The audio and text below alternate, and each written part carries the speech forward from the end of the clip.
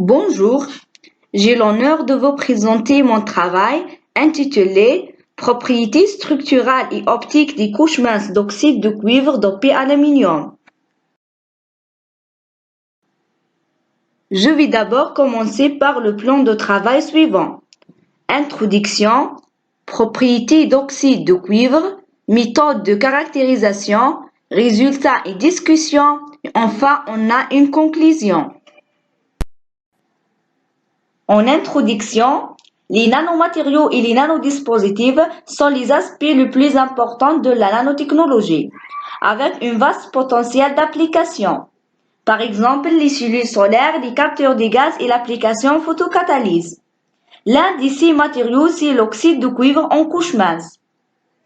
Dans cette étude, nous examinons l'effet de dopage sur les propriétés optiques et structurales des couches minces d'oxyde de cuivre, produit par la méthode de sol-gel spin-coating en utilisant la solution d'acétate de cuivre déposée sur un substrat de verre.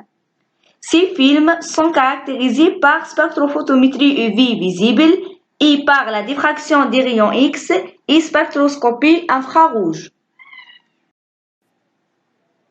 Propriétés d'oxyde de cuivre.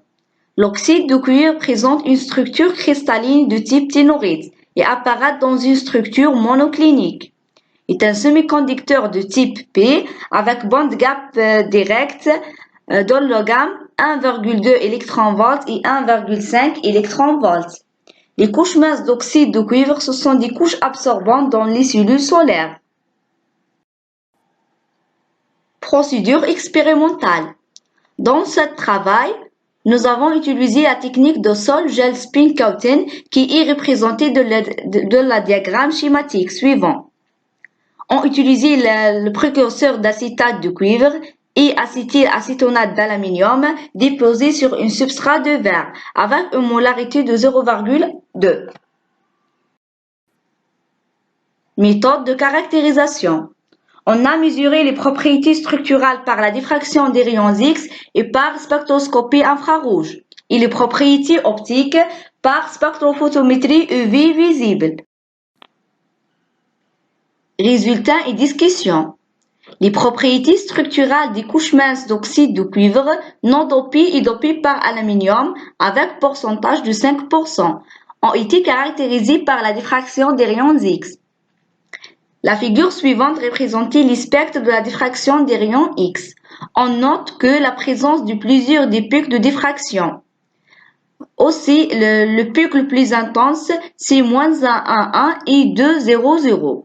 Ceci est bien accordé avec la fiche de GCPDS d'oxyde de cuivre, qui confirme la formation de phases ténorites de structure monoclinique. Ceci relève que les films minces d'oxyde de cuivre de nature polycristallin. Les paramètres de réseau A différent B différent C de la structure monoclinique d'oxyde de cuivre ont été calculés à l'aide de l'équation suivante. Aussi, la taille des cristallines a été calculée par la formule de Debye-Scherrer. Tel que on remarque que la taille des cristallines sont des tailles nanométriques et varient de 15 nanomètres jusqu'à 20 nanomètres et augmenter avec l'existence de dopage.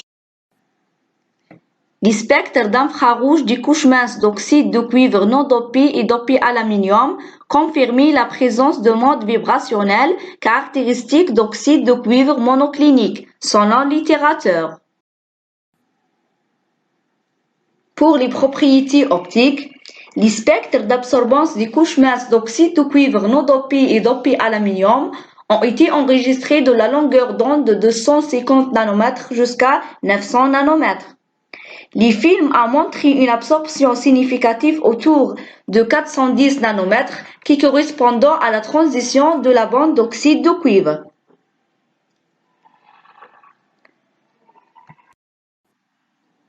Conclusion. L'influence de dopage des atomes d'aluminium sur les propriétés structurales et optiques ont été étudiées. La diffraction des rayons X et spectroscopie infrarouge et spectroscopie UV visible ont été utilisées pour étudier les propriétés structurales et optiques des couches minces d'oxyde de cuivre respectivement.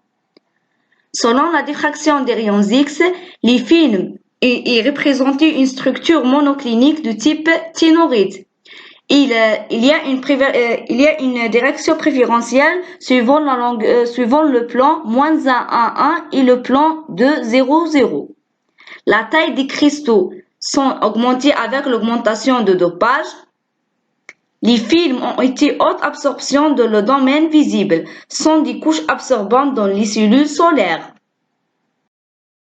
Merci pour votre attention.